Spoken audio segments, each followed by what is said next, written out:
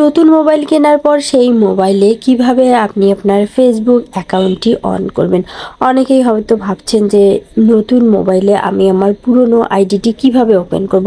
তো আজকের ভিডিওতে কিন্তু আমি আপনাদেরকে দেখাবো যে আপনি আপনার পুরনো ফেসবুক আইডিটি নতুন মোবাইলে ফেসবুক অ্যাপে কিভাবে লগ ইন করবেন। তো দেখুন, আপনি প্রথমে আপনার ফেসবুক অ্যাপটি ওপেন করবেন এবং এখানে দেখবেন ওপেন করার সঙ্গে সঙ্গে কন্টিনিউ একটি অপশন আসবে। এখানে আপনাকে কন্টিনিউ অপশনে কিন্তু ট্যাপ করতে হবে।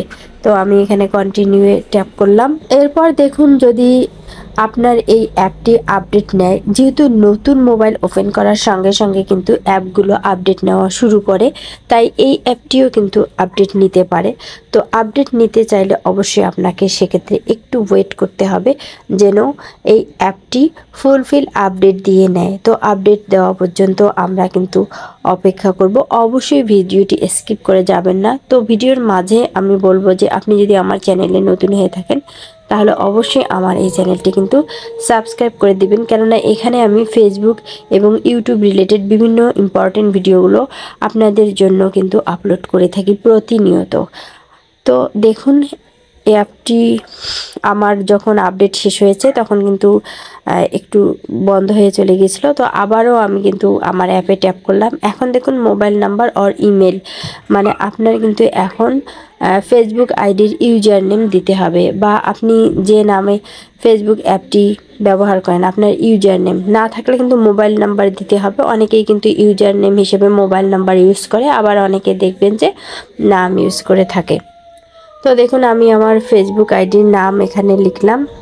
তো দেখুন, আমি আমার নামটি সঠিকভাবে লিখতেছি। অবশ্যই সঠিকভাবে কিন্তু আপনাকে লিখতে হবে, কোনো ধরনের ভুল করা যাবে না। নাম বা পাসওয়ার্ডের যদি আপনি ভুল করেন সেক্ষেত্রে কিন্তু আপনার আইডিটি সহজে লগ ইন হতে যাবে না। তো এজন্য আপনাকে অবশ্যই সঠিকভাবে কিন্তু লগ ইন করতে হবে। তো ইউজার নেম টাইপ করা শেষে দেখুন পাসওয়ার্ডের ঘরে আমি চলে আসলাম এবং এখানে আমি আমার পাসওয়ার্ডটি সঠিকভাবে টাইপ করলাম এবং তারপর দেখুন লগ ইনে আমি ট্যাপ করলাম। এখন দেখুন লগ ইনে ট্যাপ করার সঙ্গে সঙ্গে কিন্তু ফাইন্ড অ্যাকাউন্ট একটি অপশন এসেছে। তো ফাইন্ড অ্যাকাউন্টে আমি ট্যাপ করলাম।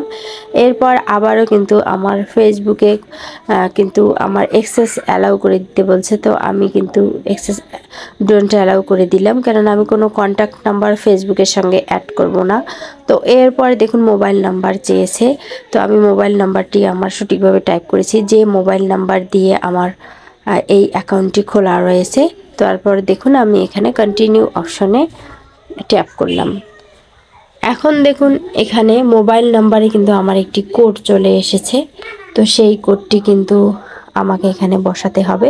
তো আপনাদের যদি মোবাইল নাম্বার এই মুহূর্তে না নেয় তখন অবশ্যই তো আপনাদের জিমেল নাম্বার অ্যাড করা আছে, তো সেই জিমেলে কিন্তু আপনি কোড পাঠাতে পারবেন। তো ট্রাই অ্যানাদার অপশন এইটি সিলেক্ট করলে কিন্তু আপনারা জিমেল সিলেক্ট করে জিমেলে কিন্তু কোড পাঠাতে পারবেন। তো দেখুন আমার মোবাইলে কোড আসেনি, সেক্ষেত্রে আমি জিমেল সিলেক্ট করে দিয়েছি। তো আমি যখন ট্রাই অ্যানাদার অপশনে জিমেল সিলেক্ট করছি তো তখন দেখুন আমার জিমেলে কিন্তু কোড গেছে। তো দেখুন কোডটি আমি বসালাম এবং এরপর দেখুন আমি ইন্টার যাব। তো এরপর দেখুন একটু সময় নেবে, নেওয়ার পর দেখুন এখানে কিন্তু save your log in info একটি অপশন আসবে। তো আপনি যদি লগ ইন সেভ করে রাখতে চান অবশ্যই সেভ করে রাখবেন, না হলে আপনাকে বারবার কিন্তু পাসওয়ার্ড আর ইউজার নেম টাইপ করতে হবে। তো আমি দেখুন সেভ অপশনে ট্যাপ করে দিলাম।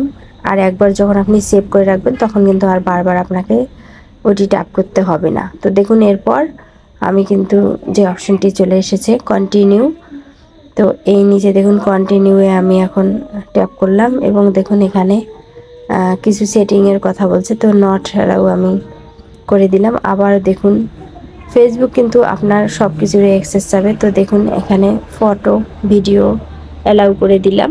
দেওয়ার পর দেখুন এখানে কিন্তু আমার ফেসবুকটি লগ ইন হয়ে চলে এসেছে। তো এভাবে কিন্তু আপনাকে নতুন একটি মোবাইলে আপনার পুরনো আইডি ওপেন করে নিতে হবে। আর সেজন্য একটির পর একটি যে অপশনগুলো চলে আসবে, আপনি যদি সেই অপশনগুলো সুষ্ঠুভাবে সঠিকভাবে টাইপ করেন তাহলে কিন্তু আপনি অনায়াসে এখানে এই আইডি ওপেন করে ইউজ করতে পারবেন। তো তো সর্বোপরি ভিডিওটি কেমন লাগলো, ভিডিওটি ভালো লাগলে অবশ্যই ভিডিওটিতে লাইক দিবেন, চ্যানেলটি সাবস্ক্রাইব করবেন, আর আমার এই ফেসবুক আইডিটিও অবশ্যই ফলো দিবেন। এবং আপনাদের যদি কোনো ধরনের সমস্যা হয় ফেসবুক সম্পর্কিত, আমার আইডিতে ফলো দিয়ে বা আমার পেজে ফলো দিয়ে আপনারা অবশ্যই মেসেজ দিবেন। আল্লাহ হাফেজ।